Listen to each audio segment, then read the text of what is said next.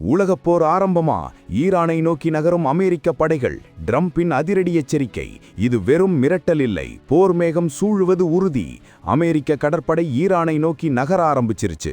அணுசக்தி பேச்சுவார்த்தை தோல்வி அடைஞ்சதால எந்த நேரமும் தாக்குதல் நடக்கலாம். ஆனா அமெரிக்காவுக்குள்ளேயே கலவரம் வெடிச்சிருக்கு. மின்னியாபோலிஸில் நடந்த துப்பாக்கிச்சூடு சம்பவத்தால அரசாங்கமே முடங்கும் அபாயம் ஏற்பட்டிருக்கு. இன்னொரு பக்கம் இந்தியாவிலும் ஒரு அதிர்ச்சி.